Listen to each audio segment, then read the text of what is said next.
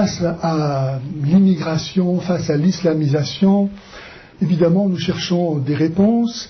Les uns vont avancer la partition, d'autres la soumission, d'autres la remigration. Mais avant d'aborder les réponses possibles, je crois qu'il faut d'abord que nous cherchions les causes qui nous mettent dans cette situation-là. Parce que si on ne cherche pas à comprendre pourquoi nous sommes dans cette situation-là, nous allons nous trouver dans le récit du mythe de Sisyphe, devoir rouler sans cesse notre rocher. Pourquoi des libertaires homosexualistes font-ils venir des puritains homophobes, sinon pour provoquer la guerre civile? Pourquoi vouloir le chaos moral, spirituel, économique et la disparition de nos nations, sinon pour faire advenir le gouvernement mondial? Jacques Attali lui me dit que si les nations ne renoncent pas à leur souveraineté au profit d'un gouvernement mondial, ce sera la troisième guerre mondiale. Donc les menaces sont là et tout le monde est prié de se soumettre. Face à ce fléau, à cette malédiction, on peut chercher donc les réponses dans l'ordre politique, économique, idéologique, mais moi je voudrais aujourd'hui attirer votre attention sur ce qu'est la nation, et en disant que la nation est une réalité voulue par Dieu. Non, ce n'est pas une construction simplement idéologique, ce n'est pas une construction simplement humaine, même s'il faut toujours se rappeler en régime chrétien que la solution des problèmes, elle est dans ce petit plus qui unit ce qui paraît différent. Dieu et l'homme. Le malheur, c'est d'opposer l'homme et Dieu ou de les confondre. Mais il faut savoir les distinguer pour les unir. Et la force vient de cette union. Et donc, dans le plan de Dieu, la nation est voulue en tant que telle. On peut le voir dans l'ordre naturel et dans l'ordre surnaturel. Dans l'ordre naturel, on se rend compte qu'un être humain, par exemple, il vit non pas dans l'instantanéité et l'immédiateté de l'éternité, mais dans le temps, dans une progression. On a d'abord été une petite cellule, puis une morula, puis un blacocyte, et puis un embryon, un petit bébé, etc., un adolescent, un adulte. Et donc nous devons passer par différentes étapes, qui toutes sont nécessaires pour que nous puissions accéder à la maturité, à la plénitude de ce qu'est un être humain. Et de même, dans l'ordre social, car nous sommes des êtres individuels et sociaux, dans l'ordre social, nous avons aussi à passer par des étapes. Et c'est ainsi qu'un être humain commence d'abord par appartenir à la famille. Le premier cercle de son humanisation est constitué par la famille, où là, il va apprendre les vertus qui vont lui permettre d'être civilisé, de savoir respecter son prochain, de savoir prendre des responsabilités, de l'aimer. Et puis, il y a, un peu plus loin, le village, ou le clan. Il y a la catégorie professionnelle, la corporation, et puis il y a la région, et puis il y a la nation, et puis il y a le monde. Et ainsi, progressivement, dans l'ordre social, il s'ouvre comme ça à la plénitude de l'humanité. Mais tout ça se fait donc par des étapes qui toutes sont nécessaires. Et la nation est l'une d'entre elles. Et donc on voit que dans l'ordre naturel, la nation appartient à ce processus d'humanisation. Et dans l'ordre surnaturel, c'est aussi la même chose. Si on prend par exemple le cas paradigmatique d'Israël, on voit que ce peuple, cette nation, dans son histoire, a été voulu par Dieu. C'est eux-mêmes qui le disent, et de fait, on ne peut pas comprendre l'histoire de ce petit peuple minuscule qui date depuis maintenant 4000 ans, qui a été broyé entre les empires aussi bien égyptiens, assyriens, babyloniens, qui aurait pu disparaître maintes fois car il a été déporté, il est revenu, il a une fidélité à son identité, à son origine, à ce qui le caractérise, et qui est la relation avec Dieu. Ce qui caractérise l'histoire religieuse d'Israël par rapport à toutes les autres histoires, c'est une alliance. Dieu s'est engagé vis-à-vis de ce petit peuple à lui donner la prospérité chaque fois qu'il resterait dans le cadre de cette alliance en respectant les commandements divins. Et on voit que chaque fois que le peuple d'Israël a péché, en adorant de faux dieux, en se mettant à imiter les nations païennes, eh bien, il a été châtié. Mais Dieu est resté fidèle. Malgré les châtiments, chaque fois, la miséricorde intervient et il est rétabli dans ses prérogatives. Et il y a la France. La France qui est aussi une nation qui a une relation particulière avec Dieu, qui a commencé avec Clovis. Le baptême de Clovis, où là, Clovis, ce chef franc, décide de se lier avec le Christ, qu'il reconnaît comme le roi des rois et le seigneur des seigneurs, et le Christ va s'engager vis-à-vis de lui. Et la nation française va naître de cette relation. Dieu va bénir la France en proportion de cette fidélité à laquelle s'est engagé Clovis lorsque il a reçu le baptême et a promis de rester fidèle au Christ. Et dans l'histoire de la France, on va voir comment cette relation avec le Christ va se manifester. Alors je ne vais pas raconter toute l'histoire de France, mais simplement prendre trois événements majeurs. Évidemment, Jeanne d'Arc. Jeanne d'Arc, cette jeune fille de 17 ans, qui vient trouver le roi Charles VII pour, à un moment donné, lui dire « Donne-moi le royaume de France ». Charles VII le lui donne, et c'est écrit devant notaire, donc ce sont des actes que l'on peut consulter encore aujourd'hui à la Bibliothèque de France. C'est pas une histoire qu'on raconte, c'est pas une légende. Charles VII donne le royaume de France à Jeanne d'Arc, qui elle-même le donne à Jésus-Christ, le vrai roi de France, et au nom de Jésus-Christ, elle le redonne à Charles VII, qui va devenir, par cet acte-là, le lieutenant de Jésus-Christ, qui est le vrai roi de France.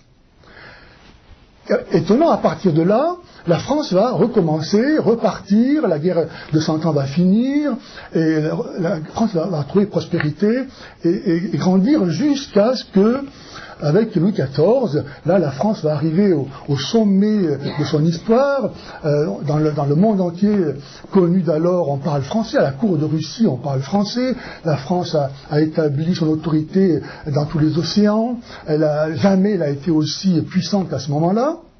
Et là intervient Jésus-Christ, encore une fois, apparaît le monial, qui se révèle à une petite religieuse, Sainte-Marie-Lacoque, pour lui demander de dire au roi de France, de se rappeler que c'est lui le vrai roi de France, Jésus-Christ.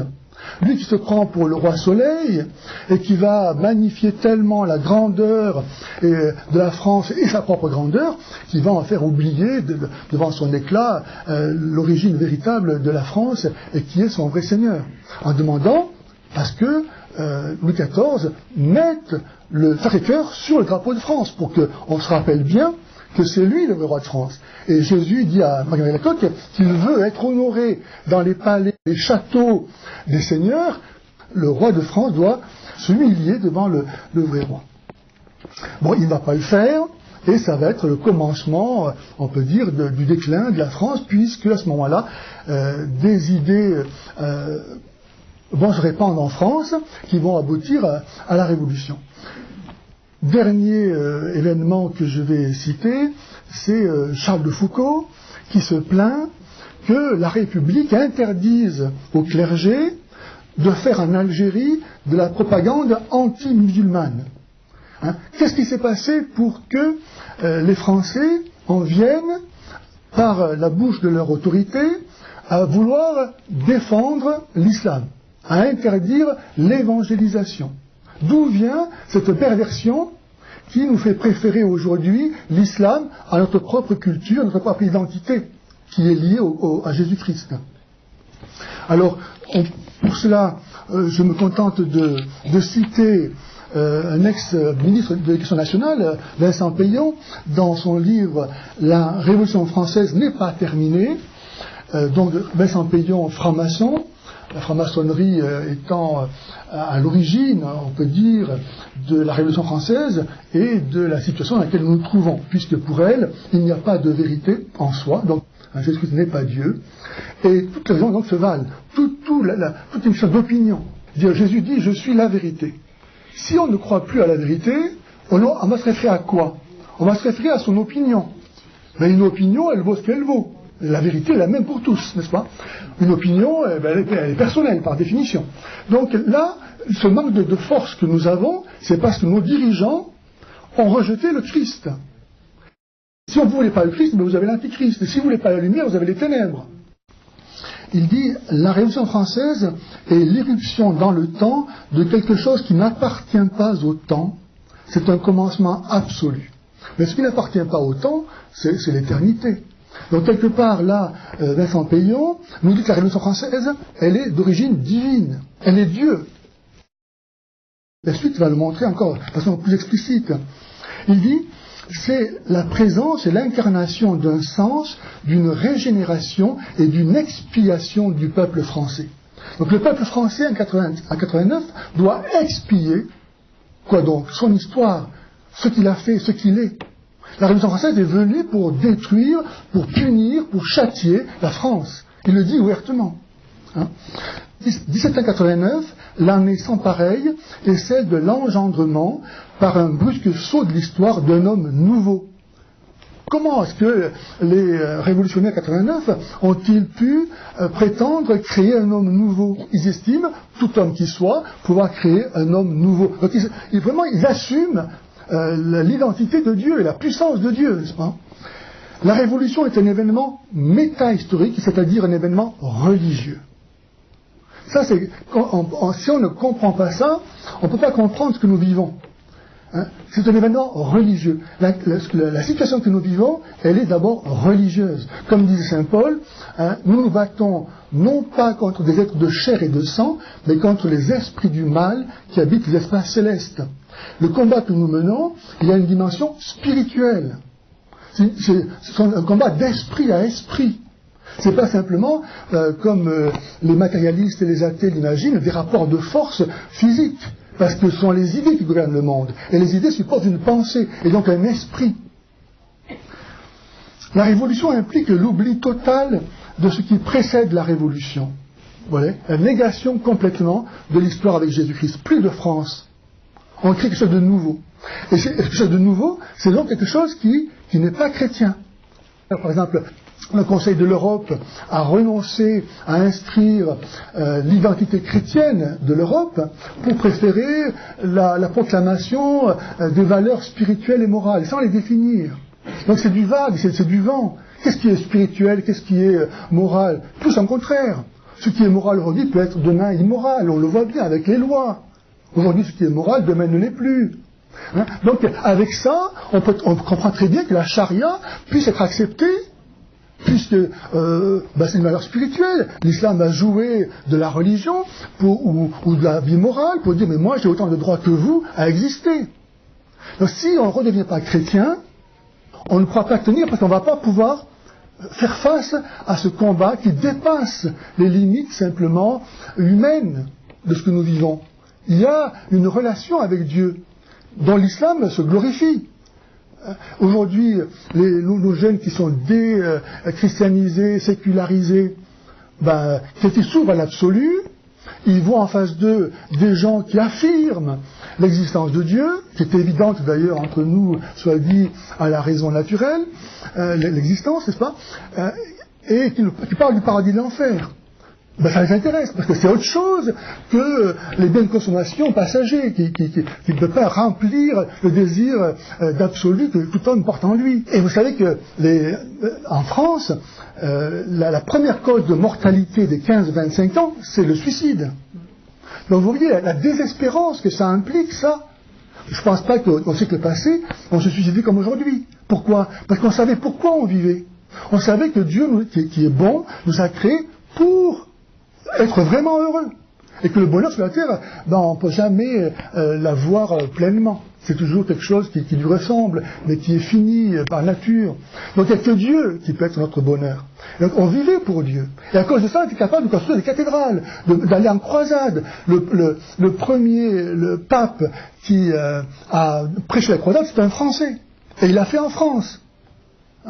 Donc si on n'a pas cette relation avec Dieu, notre peuple, en tant que Français, il n'existe plus.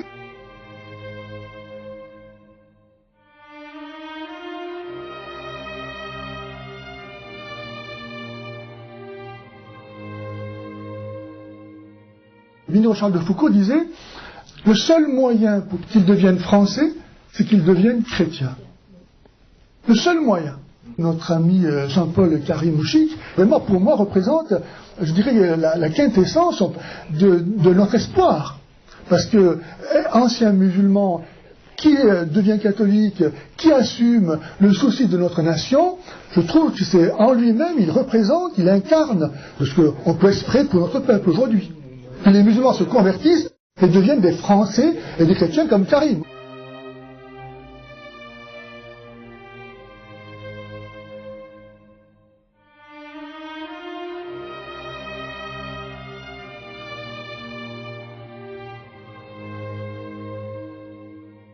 Vraiment, l'islam, c'est l'antichrist par essence. Il vient pour détruire l'œuvre du christianisme, qui a amené cette reconnaissance de la dignité humaine. Un Dieu qui se fait homme, l'homme ne peut pas avoir une plus grande dignité puisqu'il devient l'égal de Dieu, le semblable à Dieu.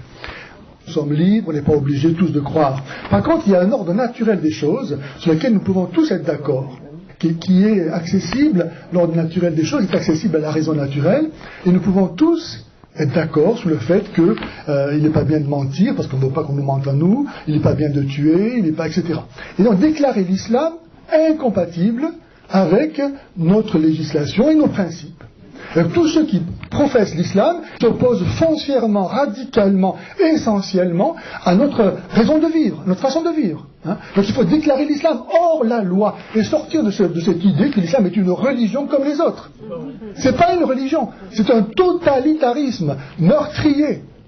C'est un enfer, mais il n'y en a pas deux, quoi. Et Jésus, vous savez, dans l'évangile de Saint Jean, chapitre 16, verset 2, dit « Vient un temps où ceux qui vous tueront penseront rendre un culte à Dieu. » Moi, je connais aucune religion où les gens s'imaginent rendre un culte à Dieu en tuant les chrétiens ou les autres. Il n'y a que l'islam. Donc Jésus nous a mis en garde contre l'avenir de l'islam. Juste pour compléter les propos de l'abbé, moi je crois que c'est pas seulement le Christ. L'islam, c'est pas seulement une œuvre de destruction du Christ. C'est une œuvre, ça en fait partie, mais c'est une œuvre de destruction massive de notre civilisation, de notre culture et de nos fondamentaux. Sur 3 exemples. L'islam est totalement incompatible avec notre modèle de laïcité, avec la séparation du religieux et du politique. C'est totalement impossible. L'islam est une foi, l'islam est une loi. L'islam est incompatible avec notre vision des femmes, c'est-à-dire le rapport entre les hommes et les femmes dans une société, qui sont des rapports très égalitaires, très respectueux dans nos sociétés, où la femme a une place exceptionnelle. L'islam est totalement incompatible avec ça. Vous savez que dans l'héritage, la femme n'hérite que de la moitié de ce qu'hérite son mari. Et je ne vous parle pas du traitement quotidien, de la polygamie, du droit de battre la femme, du droit de vie ou de mort sur elle et tout. Et puis troisième élément, enfin, l'islam est incompatible avec la liberté de conscience. Pas de liberté de conscience en islam, pas le droit à la libre critique d'un dogme. Les dessinateurs de Charlie Hebdo, tous les apostats de l'islam, le payent au prix de leur vie. Donc même conclusion que l'abbé Pagès en partant d'un point de départ différent, incompatibilité totale entre l'islam et nos valeurs, et donc mise en la loi de l'islam sur le territoire français. Ben oui. Espera nel Signore. Si. Spera nel Signore. Si les gens savaient qu'ils vont en enfer, ils donneraient leur vie au Christ. Espera nel Signore. Si.